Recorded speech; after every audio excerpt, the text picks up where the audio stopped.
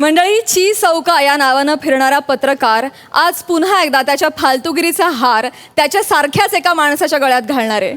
चला तर बघूया ही अभिजात फालतुगिरी, जी सादर करायला आपल्या समोर येत आहेत रत्नागिरीची दोन रत्न, श्रमेश आणि Prathamesh.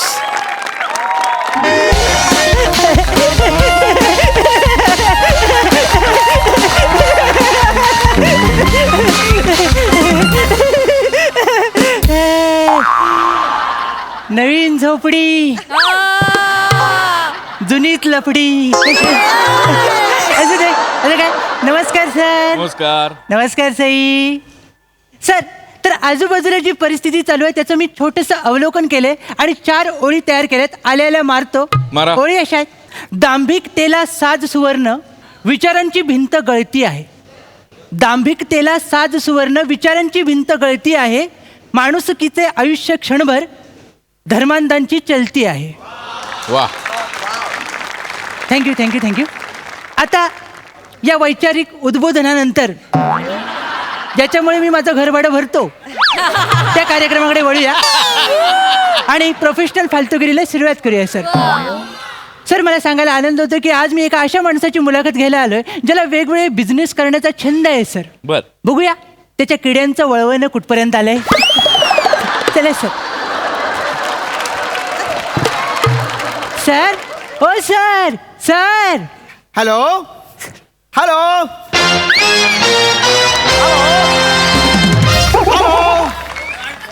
No mister Jhunjhunwala. No mister Jhunjhunwala. बाप रे. नवीन हंगाम सुरू झालाय. आवाका मोठा आहे, सगळं कव्हर करावं लागतं. Oh my God. नाही. काय झालंय, जे डावे होते ते उजवे झाले आणि उजवे होते ते डावे झाले.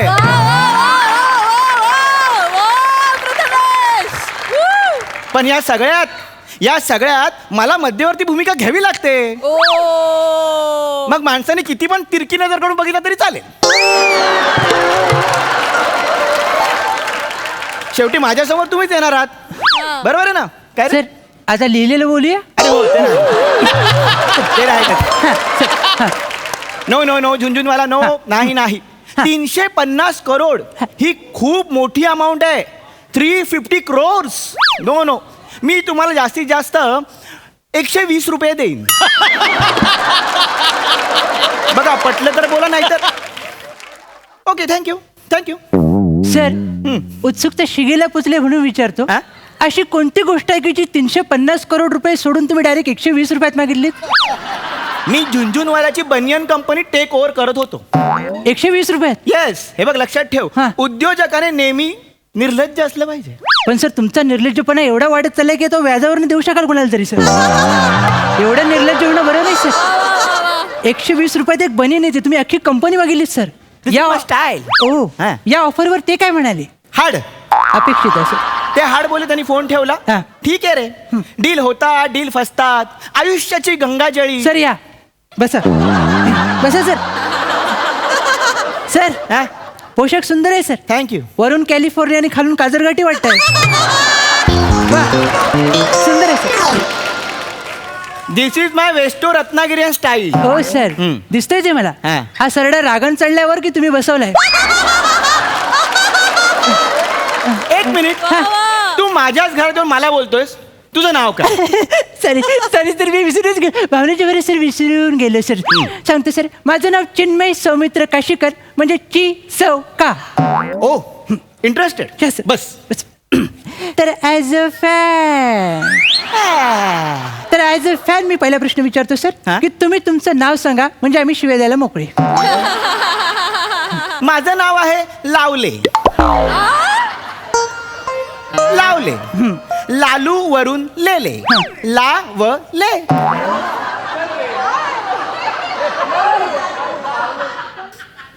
एक मिनिट.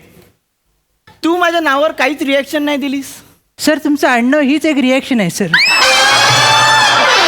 ह्याच्यावर अजून काय रिॲक्शन देणार सर? तर पहिला प्रश्न माझा थेट आहे सर. विचार. आपल्या लांछनास्पद बुद्धीला साक्ष ठेवून अलौकिकतेच्या या व्यावसायिक बाजारपेठेत आपण आपल्या नशिबाला बिनधास्त धंद्याला बसवू शकतो, ही आयुष्यनाशक संकल्पना तुमच्या निर्लज्ज मनाच्या शौच कुपीसारख्या अंतःकरणाला केव्हा शिवली सर?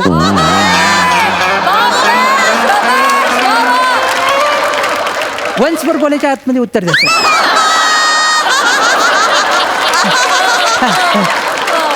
तुझे मंत्र बोलून झाले असतील तर जेवायला घेऊया. काय सर? हे मंत्रासारखंच आहे एवढं, मला काही कळलेलं नाहीये. Sorry sir extremely sorry sir. Actually हा माझा प्रश्नच आहे सर, हा? पण तुमच्या अल्पबुद्धीच्या खिडकीतून तो न डोकवताच उडालेला दिसतोय, म्हणून मी तो अतिशय सोपा करून सांगतो सर. हा. तुम्हाला बिझनेस करावंसं वाटलं हे तुम्हाला कधी वाटलं सर? ओ, असा प्रश्न आहे तुझा. हो. ऍक्च्युली काय हा, आहे, सर. माझ्या शेजारचे जे काका आहेत त्यांचा माझ्यावर पगडा आहे. अच्छा. त्या काकांनी मला एक मूल मंत्र दिला बापरे. आणि मी बिझनेसमन झालो. अच्छा. पण नेमका कुठला बिझनेस करावा हा माझ्यासमोर प्रश्न पडला. बरोबर. म्हणून मी भारतभर फिरलो. बापरे. आणि भारतभर फिरल्यानंतर माझ्या लक्षात आलं की फिरणं हाच एक बिझनेस होऊ शकतो. क्या बात आहे सर. आणि मग मी ट्रॅव्हलिंगचा बिझनेस सुरू केला. हो. त्यात मी लोकांना वेगवेगळे ॲडव्हेंचर शिकवायला लागलो. म्हणजे camping, star gazing, paragliding, skydiving असे वेगवेगळे ॲडव्हेंचर शिकवत मी माझा ट्रॅव्हलिंगचा बिझनेस सुरू केला. Good sir. मग मध्येच हा सूर्य मावळला कुठे? झेकोस्लोवाकियात. जेकोस्लोवाकिया? हो. काय झालं सर? मला सांगायला आवडेल. हां. त्याचं काय झालं, मी एका माणसाला पॅराग्लायडिंग शिकवताना हिमाचल प्रदेशच्या उंच कड्यावरून उडी मारली. ओ. पॅराशूट घेऊन उडी मारली, पण वाऱ्याचा एक जोरात झोत आला आणि माझं पॅराशूट भरकटलं. ओ, तुमच्यासारखंच. हो. आणि अचानक भरकटत मी झेकोस्लोवाकियामध्ये गेलो. त्या लोकांनी मला घुसखोर समजून लगेच अटक केली. बापरे. 15 वर्ष जेलमध्ये टाकलं. तिकडेच माझा ट्रॅव्हलिंगचा बिझनेस ठप्प झाला. अरे रे, फारच वाईट झाले सर. हो.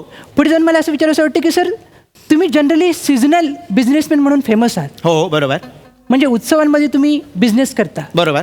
पण दिवाळीत तुम्ही कोणत्याही बिझनेसला स्पर्श केला नाही, नजर लावली नाही, असं काय सर? ऍक्च्युली काय की दिवाळीशी माझं वाकडं नाहीये, बरोबर. पण दिवाळीतली एक आठवण आहे. ओ. मी काय केलं की 20 लाखांचे फटाके, म्हणजे हा. मी फटाक्यांचा बिझनेस करायचा होता म्हणून ओके. 20 लाखांचे फटाके गोडाऊन मध्ये भरले. बापरे. हा. आणि तिथे मी माझा हिशोब करत असताना अचानक लाईट गेली. ओ. लाईट गेली, मी घाबरलो. मी माझा टॉर्च शोधायला लागलो. टॉर्च मिळाला नाही म्हणून मी माचीस पेटवली. अख्ख्या 20 लाखांची दिवाळी मी एकट्याने साजरी केली.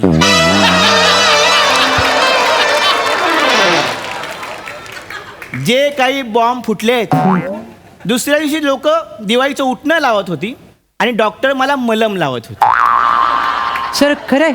आता आपण पुढे जाऊया सर. हा. अंगावरची फटाक्यांची दारू धुतली जात नाही तोवर तुम्ही दुसरा बिझनेस काढला. हो. शांत झोपलेली कला तिला उगाच उठवलं आणि खाजवण्यासाठी रायटर बनवण्याचा बिझनेस काढला सर. येस. मी लेखक बनवण्याची कंपनी सुरू केली. हा. पण त्याच वेळी सचिन मोठे नावाच्या माणसाने रिराईट नावाची कंपनी चालू केली.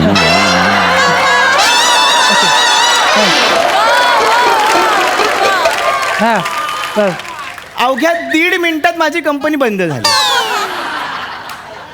पण त्या माणसाचं कौतुक हा.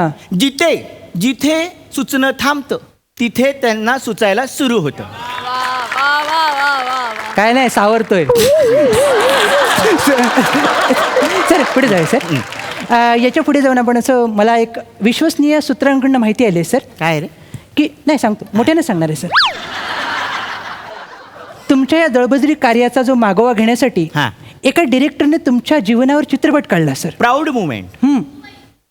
चित्रपटाचं नावच वेगळं होतं सर. येस. माझा बोंबील तळून देशील काय? ऍक्च्युली तुम्हाला ना चुकीची माहिती मिळाली. काय सर? ही पिक्चरची टॅगलाईन आहे. टॅगलाईन आहे काय? येस. पिक्चरचं नाव वेगळं आहे. बापरे, काय आहे सर? पिक्चरचं नाव आहे ओलं फिश मार्केट.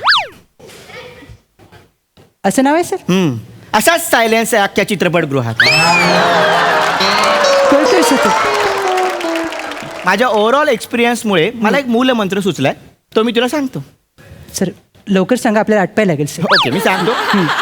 बिझनेसची घे किंवा बिझनेसला घेऊ दे. सर राहू दे, आपण इथे संपूया सर. अरे ऐक ना, मला अजून 2 गोष्टी सुचल्या. नको सर. अरे तुला छापायला बरं. सर मला वाटत नाही, मला अरे, काही हात दाखवू टाक. सर, मला अरे, नाही वाटत format नाही, सर.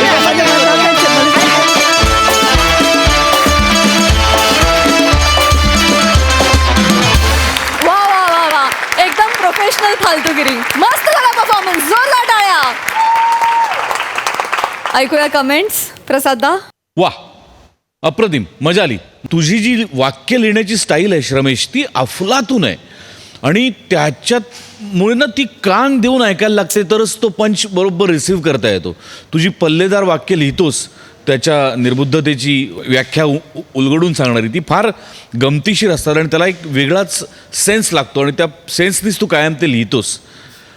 प्रथमेश तुझं कौतुक यासाठी की सतत बुद्धिमान माणसाचा रोल असेल मुलाखतीला आलेला तर तो करणं सोपं आहे, पण सतत निर्बुद्ध माणसाचा रोल करायचा आणि तो वेगवेगळ्या पद्धतीने करायला याकरता बुद्धी लागते आणि जी तुझ्याकडे आहे. त्यामुळे ते फार रंजक होतं. त्याच्या वेशभूषेपासून त्याच्या निर्बुद्धपणाच्या वेगवेगळ्या छटा तू प्रत्येक वेळेला वेगळ्या आणतोस आणि त्यामुळे ते जास्तीत जास्त नेहमीच रंजक होत जातं. मजा आली. वा. All the best guys. Thank you.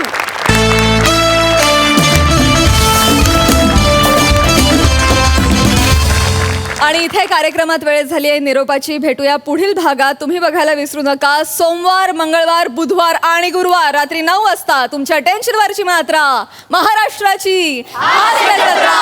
पुन्हा 4 वार हास्याचा सप्ताह.